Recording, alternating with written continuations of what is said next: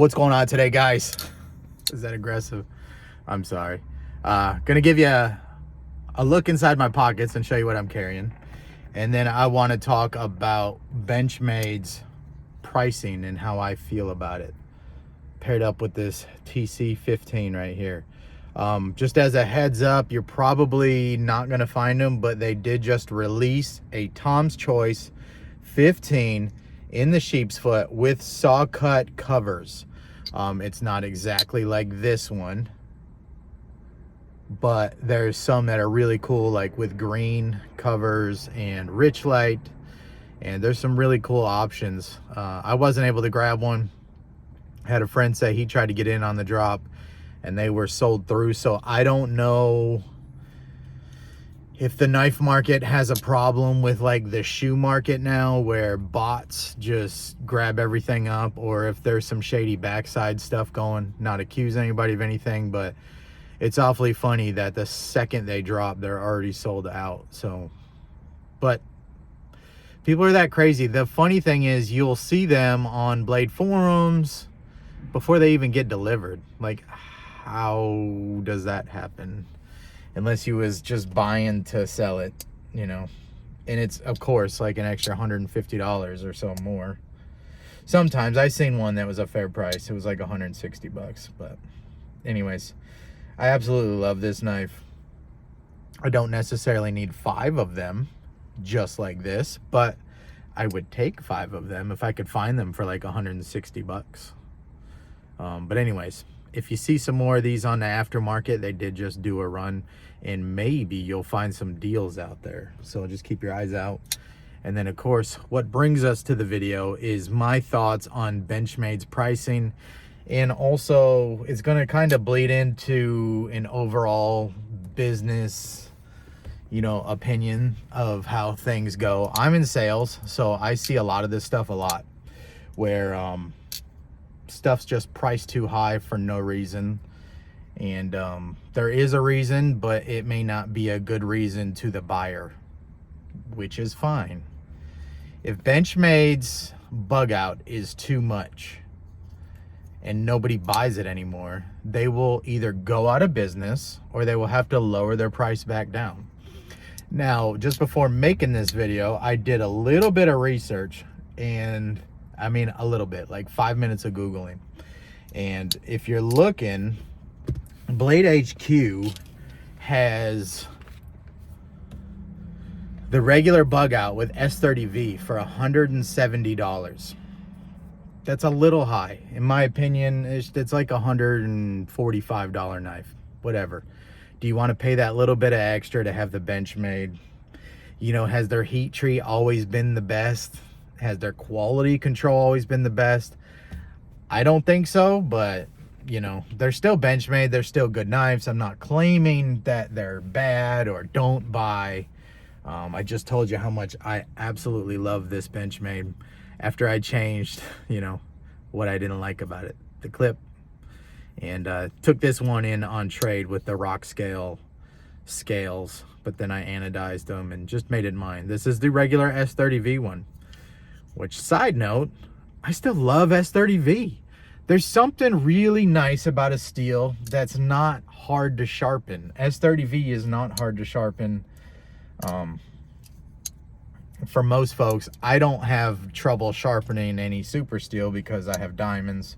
I'm assuming if you're watching this video, you probably have diamonds too, which is why you go, well, yeah, why would I really carry S30V if it's not hard to sharpen S90V? You got me there. But there is something nice about being able to just hit it on a ceramic stone. I take my 306 Ultrafine from Spyderco, a couple swipes, and then some diamond loaded strop paste, and she's back screaming sharp again within like a minute, you know. So there's something nice about that. And S30V is going to do all the tasks that I need it to for a week or a couple weeks, just depending on how, you know, how it's been going with what I've been needing to cut. But back to the pricing. Yeah, this knife for a plastic handle, 170's a little bit high. I looked into what does a regular Spyderco Para 2 cost. With S45VN, these are Blade HQ prices, not tied to them. That was the first one that popped up. $198. So you're looking at a difference of about $28 for a plastic handle. I get it. I hear you. I think it is a little bit too high. Now, in comparison, I don't think that the regular size bug out is comparable to the Para 3 lightweight. But if you did want to try to say that those two are the same knives, plastic handle, compression lock, access lock, you know, a lightweight BD1N Para 3 is going for $133 right now. That's kind of more in line, although BD1N is, in my opinion, not the best steel. It's not as good as S35 or S30V, you know, S30V on the bug outs. You know, is it still worth the extra 40 some dollars? To me, because if I'm gonna buy something, I'll cry once and I'll have it. I'll have what I wanted instead of hemming and hawing over an extra $50. Shit, an extra $200 kinda. It is a lot when you're taking in consideration a knife. If a knife is $400 or $200, well, that's a 50% increase. That's a lot.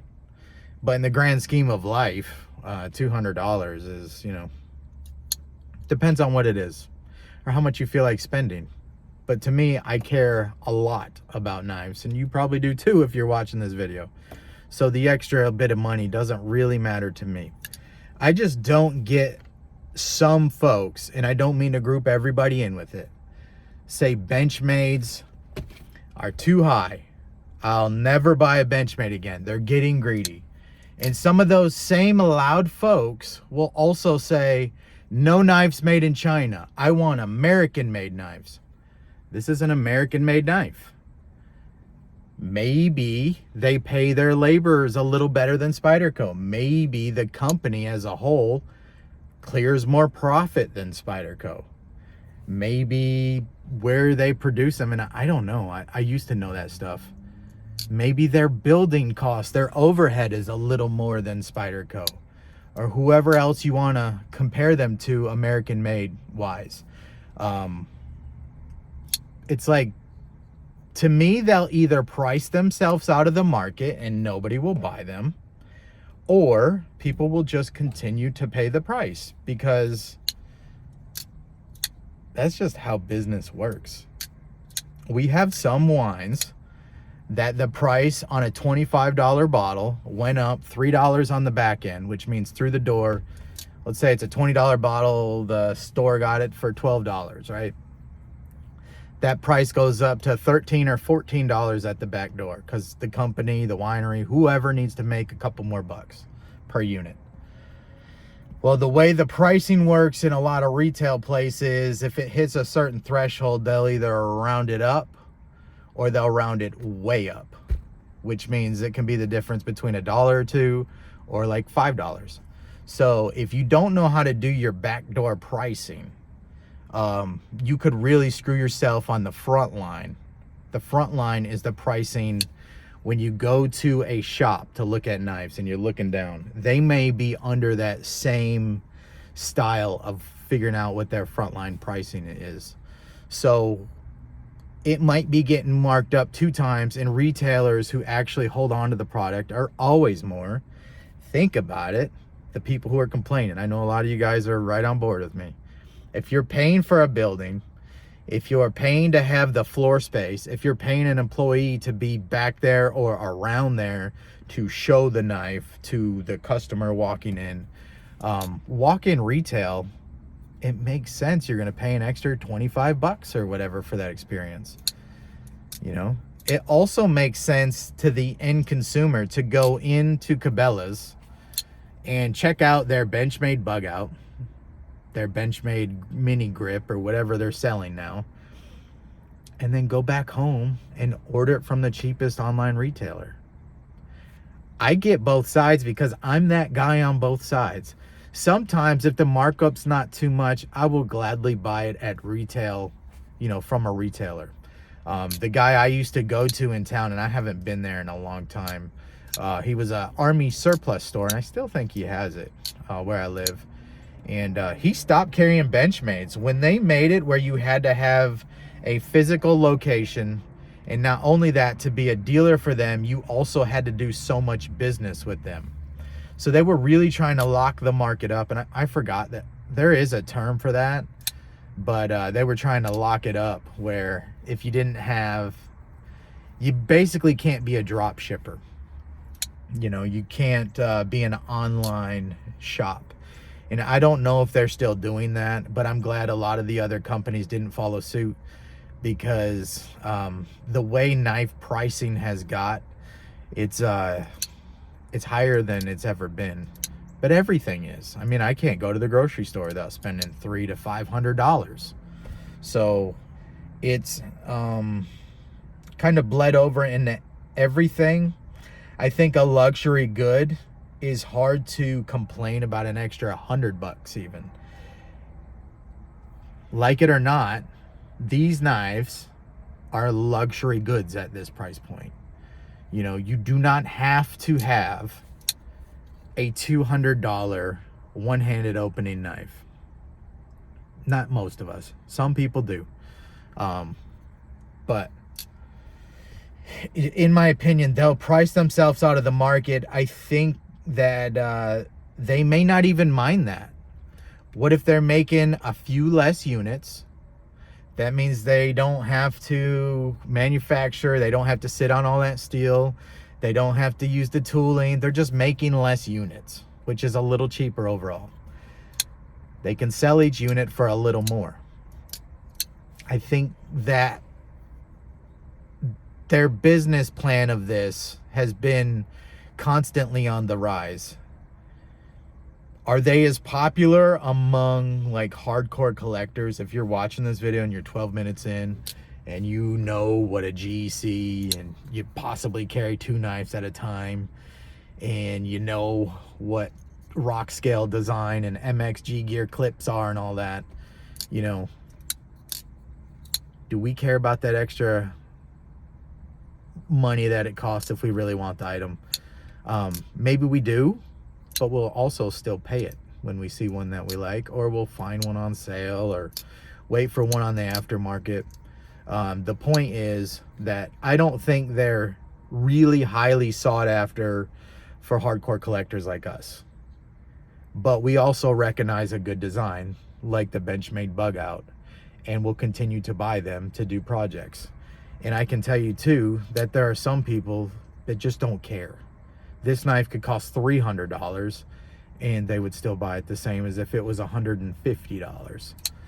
Just because that's what they want, and they don't really care if it costs a little bit extra. It's exactly what I wanted. I think that a lot of people, especially in the knife hobby, if you go on Reddit, if you go on Blade forums, or even YouTube communities,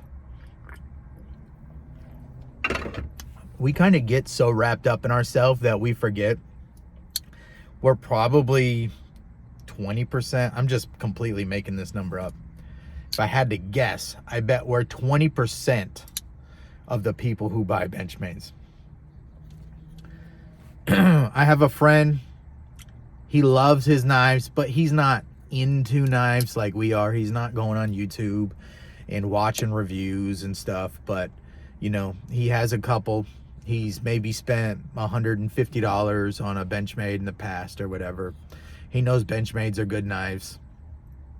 When he gets a wild hair and he wants to buy a knife, he's going to go straight to Benchmade. He's going to buy the Benchmade and he's going to carry it either until he loses it or until he breaks it. He's not really even into if it has warranty or not, because if in a year he breaks the tip off, he'll probably bring it to me and I'll try to see if I can fix it. Or to just kind of set it to the side or throw it away and get another one, or give it away to a friend, or throw it in a fishing tackle box. And that's probably 70% of the buyers who are buying these knives.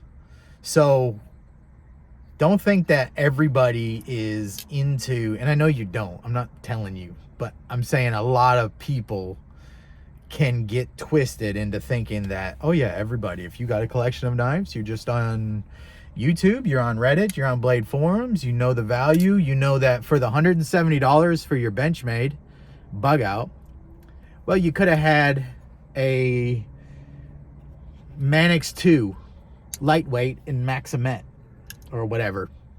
You actually can't. I can't say that. I got prices here.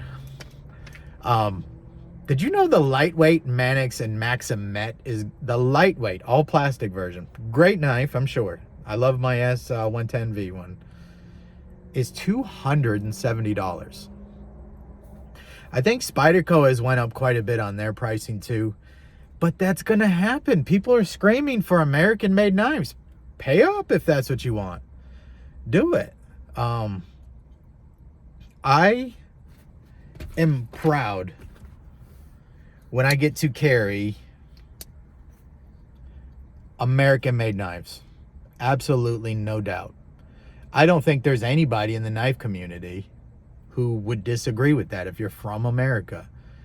You know, if you're from Canada and there's a Canadian company that makes a great pocket knife, you would be proud to put that in your pocket. But as a collector, I just tend to collect the knives that I like. Buying a $75 Boker Plus that is manufactured in China, D2 steel, does not stop me personally from still buying my bug out, from still buying my GECs.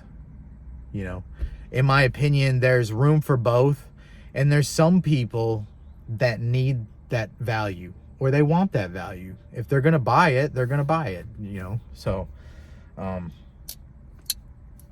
not saying to support it. I'm just saying that you can't complain about American-made knives, Benchmade, Spyderco, being priced high. Meanwhile, all their tooling, all their workers and everything are getting paid American wage, and you would hope a fair American wage. Paying all the proper taxes, right? Doing proper heat treats like you would hope that your Benchmade, USA made Benchmade would have, and then complain that they're an extra $100 even. It's tough. And I know the main thing, I'm about a year late on this video because it was the Benchmade Narrows where everybody got so up in their air, you know, like, it's so high. It is. That Benchmade Narrows is that real skinny one. Titanium handle, axis lock, had an M390. I think they said it was going to be like $600, and now you can get it on Blade HQs for $522. Still too high for me. I won't buy it. Maybe they didn't plan on selling a lot of them. It might have been the upper tier of almost like that gold class. It might even be a gold class. I'm not sure. Like, no, not everybody's supposed to have these. These are going to be a special knife, and they'll always be a special knife. It's maybe what they're thinking. I don't think that's a special knife. I don't want to own that knife. If somebody give it to me, I would love to have it, but I wouldn't go out and purchase that knife. I wouldn't buy that knife at $250. I can do better things with $250 than buy that. So it's not for me, but they'll learn, or they won't. And maybe they sold a ton of them. They probably did, and that's fine. Like, there's nothing that's, in my opinion, wrong. If a company keeps pushing and pushes and pushes and pushes that higher and higher and higher bracket, there's a certain point where the psychology of the pricing, there are some folks that, because the price is high, is the exact reason why they want to buy it. Almost as a flex, as a status symbol, as an accomplishment. Maybe $500 is nothing to them. I think sometimes people can also forget, not necessarily you, just some people who talk on the internet, you know, because everybody's on the internet, think that everybody's financial situation is kind of, you know, like theirs. Like $500, that's a lot for a knife. For most people it is. But there's some people who like, it's not. So maybe Benchmade is looking for that market, which that means is the hardcore fans like you and me know that dollar per value for this knife, you can probably do better now. The axis lock is no longer a trademarked Benchmade exclusive thing. The bar lock is everywhere now. I don't know if we'll ever see it on Spyderco, but it would be interesting. Is it the perfect lock? No. I really like it though. And I like having variation in my collection. I also like that everybody can use it now legally. That's kind of a cool idea. I think at some point I'm gonna pick up one of those Hogue Dekas and get some Ultim scales from Original Gold or somebody, or maybe hit up my buddy RC Blade Works and see if we can do a Hogue. I know he's already got some with some maybe Mexican blanket inlays or something, but again, American made knife, and uses the axis lock. Great heat treat, Maxamet. I don't know if they do their own, I seriously don't know if they do their own manufacturing or if somebody else is doing their stuff. But either way, yes, you can do better for your money. I understand what most of those loud people are saying. I also understand that those loud folks might be 2% of the entire knife community. So this is a video that went way over almost everybody's head. And a lot of people are like, yep. I understand what you're saying, and I feel the same way. So I get it. My question is to you watching this, if you're still in 20 minutes long to a rambling video. I appreciate you. It's a sharp video. And what do you think about Benchmade's pricing, or even American-made knives pricing continuing to go higher and higher? And I'm not talking about secondary. Secondary, that's a whole nother video. Okay, we can do that. We can do secondary pricing, right? We can do that. But that's not about this. When these came out on that new release, I think a lot of places were hitting them for about $168, $180. In my opinion, I think the retailer was probably pricing them up a little bit, but this knife, the Tom's Choice, right? The rarity of what they are, and GEC's holding their value, I would buy them all day at $180 if I just had the money sitting around and I wanted to spend it. The problem comes, and that will be on the next rambling video. I'm not doing it now. What the aftermarket does. And the aftermarket does it with not necessarily these type of knives. They do it with sprint runs. So maybe I'll carry a Spyderco sprint run, and we'll do that video later. I'll carry another rare GC or a Northwoods or something, and we'll do aftermarket pricing later. But how do you feel about American made knives pricing going up? Not that you have to love it, but do you understand it? Do you pay that little bit of extra? Are you happy to pay that little bit of extra? And the next thing is, do you feel the same way? Like, I think you're seeing the gap more so than it's ever been, because if we have to be 100% honest, the Chinese manufactured knives are bringing such tight tolerances, and bringing super steels now, and bringing titanium, and bringing axis locks, bar locks, crossbar locks. They're bringing all that stuff in at half the price. Is the heat treat always going to be spot on? Is the steel going to one day get tested and it's really not M390? That could also happen in America, but I don't think Spyderco or Benchmade is selling S45VN, S35VN, M390, S90V, S110V, any of that, 15V, and it's not exactly what they say it is. So, but I'm also not thinking that every Chinese company manufactured knife is pulling the wool over our eyes and we're not getting what we're getting. Just to say that, you know, we're starting to see some S90V coming from some of these manufacturers, and I've sharpened a lot of it. And in particular, I know you're thinking, yeah, S90V, Chinese manufacturer, Jack Wolf knives. You're 100% right. Those knives sharpen like my American produced knives in S90V. I've cut with them a lot. I can tell you their S90V, no matter what some of the comments from people who are haters or don't have one or have never used them say, that S90V is good stuff. You could not make some of those knives, what I was talking about, made in America at $170 with titanium frames, with the super steel, with the crossbar lock, and still pay your workers and have your fit and finish and just do all that. You're just gonna pay more for that. So I think the gap there between the USA knives and the other foreign produced knives, we'll say that, is so different now, because they're, you know, the foreign manufacturers are eating USA manufacturers' lunch. You know, as a community, we can choose to go one way or another, but you can't complain that the prices are high.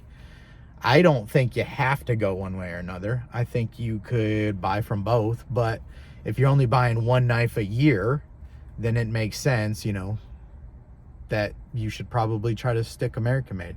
If you're buying 50 knives a year, you know, what if 25 still came from America and the other 25, you get my point. I don't feel like, me personally, that because I bought one, I can't buy the other, and because I bought the other, I can't buy the other one. I don't know if that makes sense, but either way, leave your comments below. Again, I'm just kind of talking at this point, so here's the pairing. I will happily spend a little extra, but at the end of the day, I go with designs and reputable manufacturers, no matter where they're from. And that's just kind of where I am. So there it is, guys. This one, even the, if I didn't say, these are rock scale titanium with the rock scale backspacer, all made in USA. MXG gear clip, made in USA. So unlike some of your Flytanium scales, USA made company, produced in China. So just, you know, I hear you, and I kind of sit on the fence. I see both sides, but I'm definitely not one to complain about anybody's pricing. If Benchmade wants to clear more margin than Spyderco at the end of the day, I'm not going to tell them that's wrong. You know, if people are buying them, I'm not going to tell them that's wrong. If they want to spend more money, they can spend more money. That's fine. You know, either way. Appreciate you hanging out. See ya.